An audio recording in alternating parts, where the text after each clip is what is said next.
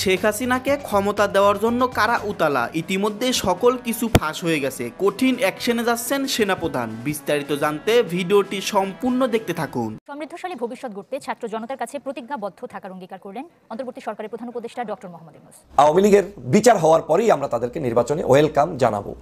তা আমার কাছে এই বিষয়টা যখন এসেছে, এটা আমি তাকে দোষারোপ করার কোনো কিছু নেই, এটা আমাদের পরিবেশটা আমরা এইভাবে তৈরি করে দিয়েছি। আসসালামু আলাইকুম সম্মানিত দর্শক মণ্ডলী, আজকের এই ভিডিওটি অত্যন্ত গুরুত্বপূর্ণ, আপনারা ভিডিওটি সম্পূর্ণ দেখবেন। দর্শক শ্রোতা, শেখ হাসিনা বাংলাদেশে ফিরে আসতে পারে যখন তখন, এই কথা জানতে পেরে ডক্টর ইউনূস কিন্তু কঠিন অ্যাকশনে যাচ্ছেন। লগে আবার আছে সেনাপ্রধান ওয়াকারুজ্জামান, যে কোনো মুহূর্তে তাদের অ্যাকশন শুরু হয়ে যেতে পারে। দর্শক শ্রোতা, আজকের এই ভিডিওটি দেখলে চাঞ্চল্যকর তথ্য পাবেন, বিস্তারিত ইনফরমেশন পাবেন, আপনারা রীতিমতো অবাক হয়ে যাবেন। তো বেশি দেরি না করে আমরা ভিডিও ক্লিপে চলে যাচ্ছি, আপনারা মনোযোগ সহকারে ভিডিও ক্লিপটি দেখতে থাকুন। আওয়ামী লীগ সুকৌশলে বাংলাদেশের রাজনীতির মাঠে আবারও ফিরে আসছে এবং তার একটা প্রতিধ্বনি আমরা দেখতে পাচ্ছি। আমি সবসময় বলতাম যে আওয়ামী লীগ হচ্ছে এমন একটা সংগঠন, যেই সংগঠন তারা সময়ের চাহিদার আলোকে যখন দেখবে যেটার স্বার্থ বেশি, সেই দিকটাতেই তারা সবসময় ধাবিত হয়। নতুন করে তারা সুর নরম করার চেষ্টা করছেন যে আমরা জাতির কাছে ক্ষমা চাবো, ক্ষমা চাইতে আমাদের কোনো আপত্তি নেই। এই ক্ষমা চাওয়াটা সুকৌশলে বাংলাদেশে ঢুকিয়ে দেওয়া হয়েছে। যারা এই ক্ষমা চাওয়ার পক্ষে বক্তব্য এতদিন দিচ্ছেন, অনেকেরই হয়তো ধারণায় ছিল না যে এই শব্দচয়নটাই আওয়ামী লীগকে পুনর্বাসন করতে সহযোগিতা করবে। আওয়ামী লীগের ক্ষমা চাওয়া কিংবা না চাওয়া, কিংবা ক্ষমা কিভাবে চাবে না, এটা বাংলাদেশের ভিন্ন কোনো রাজনৈতিক দল, আপনার আমাদের ব্যক্তিগত জায়গা থেকে কোনো চাওয়া পাওয়ার কিছু নেই। এটা একান্তই আওয়ামী লীগের নিজস্ব ব্যাপার। তারা যে অপরাধ করেছে, তারা যে জাতির সাথে প্রতারণা করেছে, চুরি করেছে, ডাকাতি করেছে, ধর্ষণ করেছে, হত্যা করেছে, এজন্য অনুতপ্ত হলে তারা যখন খুশি তখন হবে কিংবা হবে না, এবং হওয়ার পরেও যে আদৌ তারা রাজনীতি করতে পারবে না, সেটা জনগণের কিন্তু একটা ডিসিশনের বিশাল একটা ব্যাপার আছে। কারণ এদেশের জনগণ কিন্তু 5 তারিখে অলরেডি সিদ্ধান্ত দিয়ে দিয়েছে। কারণ আপনি যখন দেখেছেন যে শেখ মুজিবুর রহমান সাহেবের মুরাল ভেঙে ফেলা হচ্ছে, তারপরে তার ছবি সব জায়গা থেকে নামানো হচ্ছে, সারা বাংলাদেশের কোথাও এই তাদের ছবি কিংবা তার পরিবারের কোনো ছবি থাকলে কেউ পছন্দ করে না, তাদের পারিবারিক যে দিবসসমূহ সেগুলোকে বাতিল করা হয়েছে। তো এরকম একটা পরিস্থিতিতে আদৌ রাজনীতি করতে পারবে না, সেটা নিয়ে আমাদের তো কোনো ওয়ারিড থাকার কোনো যুক্তিকতা আমার কাছে নেই। কিন্তু আমার কাছে মনে হচ্ছে কেউ আমাদের, যেমন রাজনীতিবিদদেরও আমাদের ত্রুটি বিচ্যুতি থাকতেই পারে, আমাদের কথাবার্তার যে ধরনের হওয়া উচিত তার চাইতে উদারতা, নরম ভাষায় বলার কারণে হয়তো এক ধরনের মেসেজ তাদের কাছে যাচ্ছে। দ্বিতীয় হচ্ছে, কিছু বুদ্ধিজীবীরাও এই কাজটা নিয়ে মাঠে নেমেছে। তারা এখন একটা কথা বলে, মানে একসাথে তো আর বলতে পারে না যে আওয়ামী লীগকে পুনর্বাসন করো, আওয়ামী লীগকে নির্বাচনে আনো। তারা একটা টেকনিক শিখিয়ে দিয়েছে, হ্যাঁ আওয়ামী লীগ যদি ক্ষমা চায় তাহলে তাদেরকে রাজনীতিতে আসতে দেওয়া হবে। আর সেই সুরে এখন সবাই কথা বলা শুরু করেছে। কেউ কন্টেন্ট ক্রিয়েট করছে, কন্টেন্টের শুরু থেকে শেষ পর্যন্ত আওয়ামী বিরোধী, শেষ সময় একটা শব্দ যে যদি কোনো রকম আওয়ামী লীগ তারা ক্ষমা চায় তখন দেখা যাবে। অর্থ হচ্ছে এই ক্ষমা চাওয়াটা আওয়ামী লীগকে আমরা শিখিয়ে দিচ্ছি যে তুমি ক্ষমা চাও, তোমাকে আমরা নির্বাচনে নিয়ে আসবো, তুমি ক্ষমা চাও, তোমার জন্য রাজনীতি উন্মুক্ত হয়ে যাবে। এবং এই একই জিনিস ভারত শিখিয়ে দিচ্ছে পাশের রাষ্ট্র বসে যে তোমরা এখন যে কোনো সুতায় শুধু এন্টার করো, তোমাদের দায়িত্ব হচ্ছে ওই জায়গা থেকে মুভ করবা না, ওইখানে থাকবা। তোমরা জিততে পারবা না জানো, বাট তোমরা থাকতে হবে।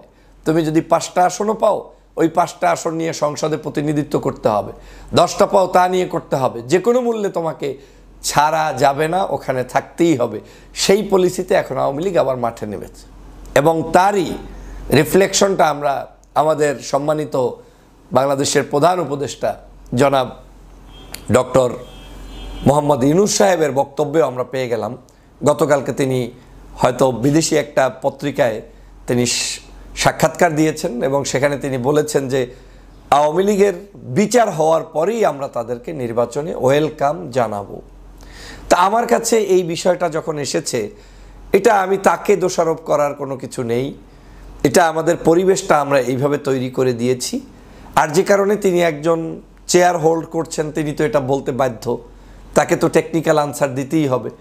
কিন্তু বিচার প্রক্রিয়ার পরেও এবং ক্ষমা চাইলেই যে আমরা আনবো, সেটা তো আমার আলোচ্য বিষয় নয়। আপনি নিশ্চিত থাকেন, গতকালকের আওয়ামী লীগ তাদের নিজস্ব পেজেও এই জিনিসটাই প্রচার করছে যে ক্ষমা চাইলেই আমরা যে কোনো সময় ক্ষমা চাইতে প্রস্তুত।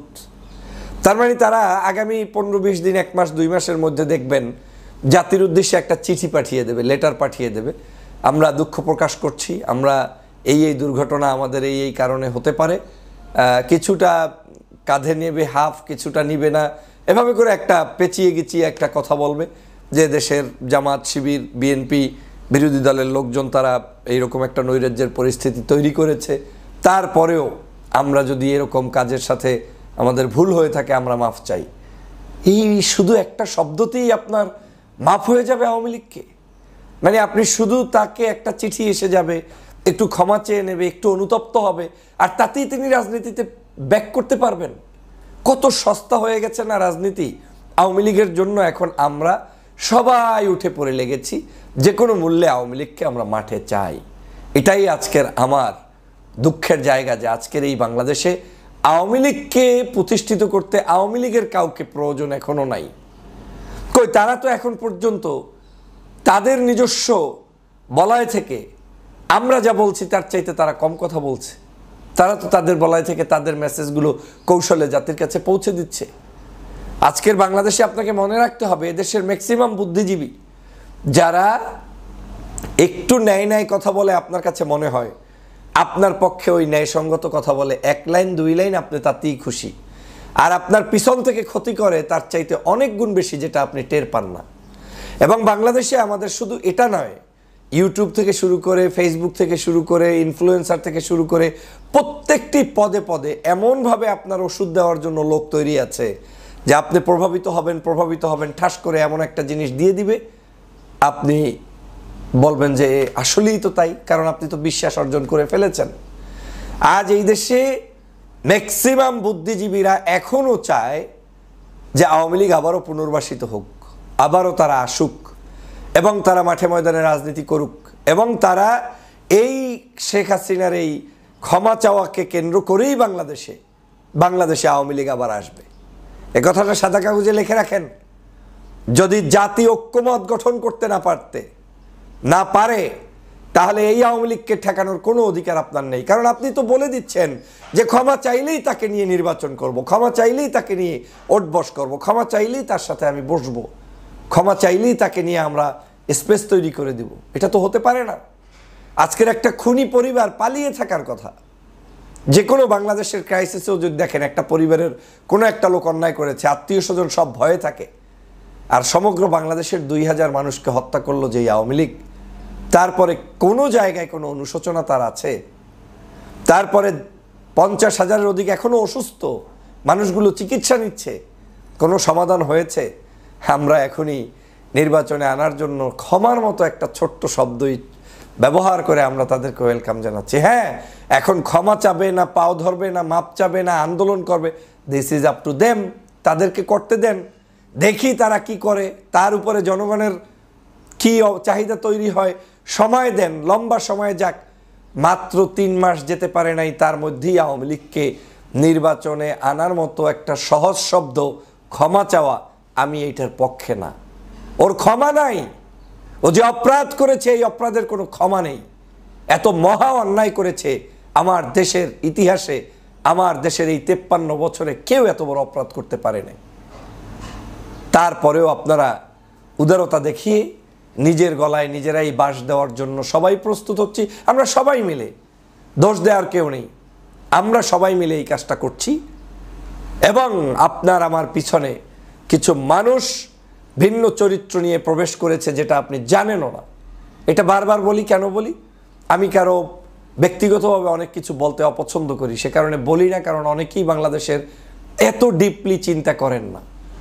কিন্তু একটু যদি ডিপ চিন্তা করেন তাহলে দেখবেন আপনি যা পছন্দ করেন আমি তাই বলছি, কিন্তু ওই পছন্দ করার জিনিসের মধ্যে 1-2টা শব্দ ঢুকিয়ে দিচ্ছি, যেই শব্দগুলো অন্যকে আরও 5 বছর পর উপকার করবে।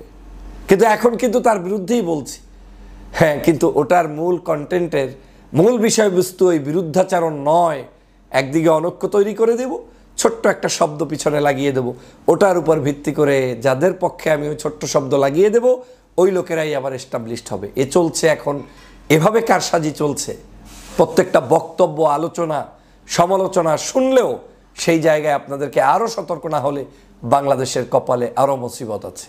সম্মানিত দর্শক মণ্ডলী, আপনারা বিস্তারিত ভিডিওতে দেখতে পারলেন চাঞ্চল্যকর তথ্য বর্তমানে অবস্থা। দর্শক শ্রোতা, শেখ হাসিনাকে ক্ষমতায় বসানোর জন্য বাংলাদেশের এক গোষ্ঠী নানানভাবে কাজ করতেছে শেখ হাসিনাকে ক্ষমতায় বসানোর জন্য। এই বিষয়টি অন্তর্বর্তীকালীন সরকার জানার পর কঠিন অ্যাকশনে যাচ্ছেন। সেনাপ্রধান ওয়াকারুজ্জামান কঠিন হুঙ্কার দিয়েছেন, যারা এই বিষয়ে ষড়যন্ত্র করতেছে তাদেরকে সবারই শাস্তি পেতে হবে। দর্শক শ্রোতা, আপনারা চাঞ্চল্যকর তথ্য পেলেন বিএনপি নেতা ডক্টর ফয়জুল হকের মুখ থেকে, বিস্তারিত আলোচনা শুনতে পারলেন। তো এই সম্পর্কে যদি আপনারা কিছু বলতে চান, আপনাদের মূল্যবান মতামত ভিডিওর কমেন্ট বক্সে অবশ্যই ঝটপট জানিয়ে দিবেন। ধন্যবাদ আজকের এই ভিডিওর সঙ্গে সম্পূর্ণ আকারে থাকার জন্য।